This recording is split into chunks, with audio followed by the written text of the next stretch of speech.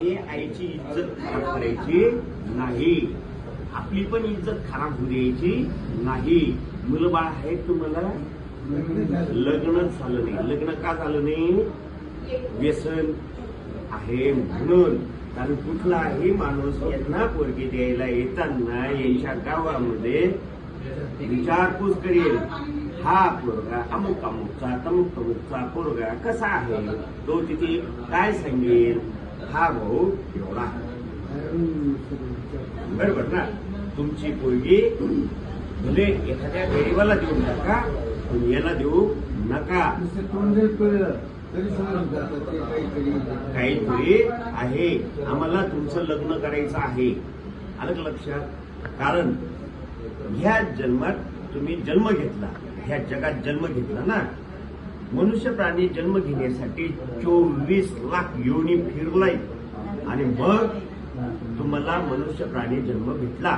मग जन्म भेटताना आपण देवाजवळ विनवण्या केल्या. काय विनवण्या केल्या? परमेश्वरा, मला तू मनुष्य प्राण्यात जन्माला घाल. मनुष्य प्राण्यात जन्माला घातल्यानंतर मी तुझं नामस्मरण करेल, मी तुझ्या चरणाशी राहील. बरोबर?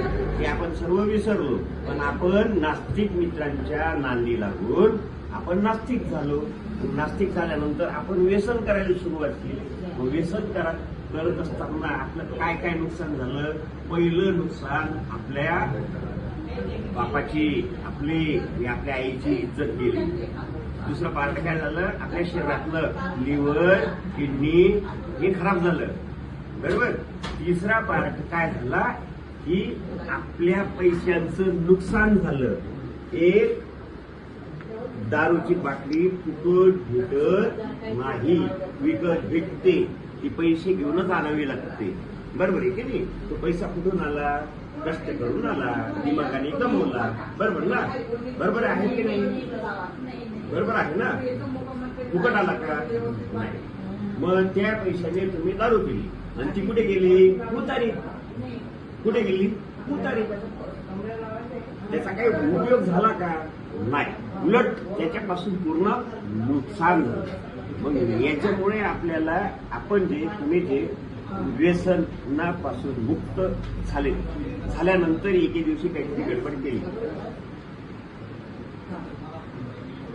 एके दिवशी काहीतरी गडबड केली ना, त्याचे परिणाम तुम्हाला भोगावे लागले.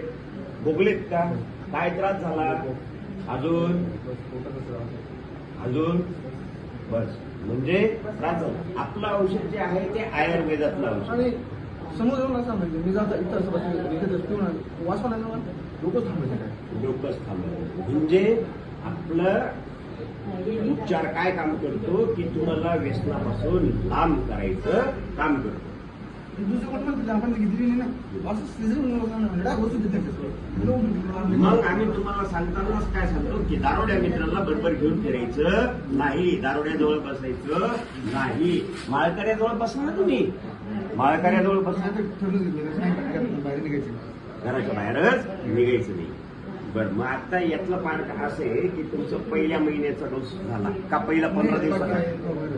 15 दिवसात 4 पुड्या दिल्या. हा, बरं. आता तुम्ही सुरारीतलं प्युअर आयुर्वेदातलं औषध घेताय म्हणजे तुमच्या शरीरावरती विपरीत परिणाम काहीच नाही. पण जर का तुम्ही भविष्यात दारू प्यायला सुरुवात केली, त्या किडन्या स्लोली खराब होणार होत्या, त्या फास्ट खराब होतील. आलं लक्षात? बऱ्याचशा गोष्टी होतात त्याच्यात. सेक्शुअल पॉवर कमी होते, सर्व विषय एकदम स्टार्ट व्हायचे. याच्यासाठी काय करायचे? तुम्हाला व्यसनाला परत जवळ आणायचं नाही. त्यानंतर व्यसनमुक्ती पासून उपचार घेतला. आयुर्वेदिक आहे का ॲलोपॅथी आहे? आयुर्वेदिक. तुम्हाला त्याचा किती प्रमाणात आराम पडला? इंजेक्शन घेतल्यावरच फरक पडला. आणि तुम्हाला आता दारू पिणाऱ्या माणसांवर बसल्यावर काय त्रास होतो? डोकं दुखत. आणि तुम्हाला काय वाटतं? तिथून लांब त्याला परत तुम्ही जाणार. बरोबर ना? मध्ये तुम्ही एका दिवशी ट्राय केली, करून बघितली का? तशी केली होती. मग काय त्रास झाला? त्रास होतो. बरोबर. मग ह्या जीवन संजीवनी व्यसनमुक्ती केंद्रात तुम्ही आल्यावर तुम्हाला कसं वाटलं? छान वाटतं. छान वाटलं. त्याच्या आधी भेटायला पाहिजे. याच्या आधी भेटायला पाहिजे. भेटायला पाहिजे. मग याच्यापासून तुम्हाला फायदा झाला का नुकसान झालं? फायदा झाला.